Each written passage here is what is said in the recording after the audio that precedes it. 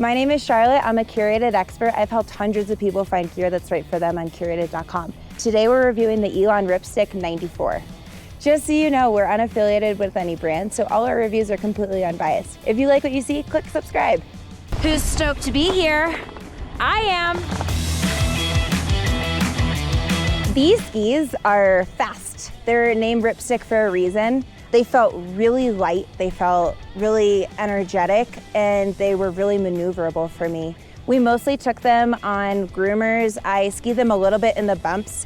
They were just really light underfoot, and my initial impression was they can ski the groomers really fast. Because they're so light, they'd be a really nice touring option, just to kind of reduce weight underfoot, but still get a nice ride downhill. So these skis are really unique in the way that they're set up. They actually have a designated left and right. So we have our left ski here and our right ski here. When you're turning, the inside edges have more camber in them and the outside edges have a bit more rocker. So they're unique left and right skis with the Amphibio profile. As you're carving, let your inside edge really grip like a steeper or icier or just a fun groomer a little bit more easily, while the outside edge is gonna let you initiate the turn a little bit more easily, which I think for me personally led to it feeling really maneuverable because they can pivot a little more easily. You don't have to fully force the carve, but then once you're in the carve, this camber on the inside edge is gonna help you hold it through from the start of the turn right through to the end of the turn. The Ripsticks are a nice little Carver ski. They're fast. When we got down from the groomer, my eyes were actually tearing. I was skiing too fast for my goggle tolerance. So they're a fast ski, but because they're a little bit lighter, I felt a tiny bit of chatter as the hill got a little more icy and a little bit steeper. But I think these skis would do really well for someone who's kind of in the beginner, intermediate, looking towards advance their skiing. For someone who's looking to cruise really fast all the time, you might want to go with a slightly more stable and damp ski, but these are gonna be a really nice ski that lets you ease into the turn, hold your edge on anything that's a little bit icy, and let you exit the turn with energy.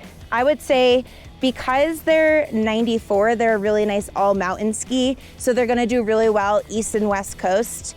They also do have slightly more of a shovel to them. I think there's pros and cons with that.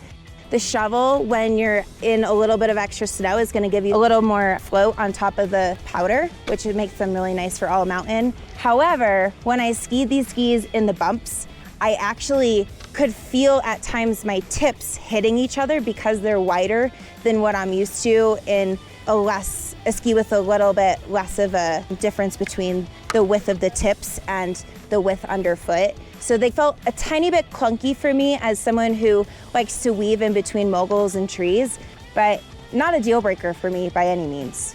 When I'm looking for skis for beginner all the way to advanced skiers, this is one of my top 3 ski picks for them almost always.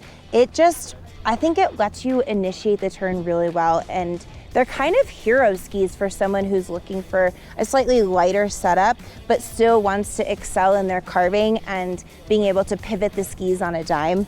They do it really effortlessly, and they feel light, so they're another good option for someone who wants to be out there skiing all day and doesn't want to ski 2 runs and get down and, like their quads are killing them. These skis feel really light and they're not heavy. These skis are fun. They rip.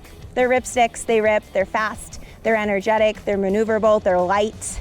They're cruisers and they're carvers, which is really nice. Even as someone who can put energy into the ski, they carve really nicely, but I think they'd also do well for someone who's looking to learn to carve with a little more fidelity and technicality. They're gonna let you get into the carve, and then I actually felt a ton of pop coming out of them, a lot of energy that they were giving back into the turn.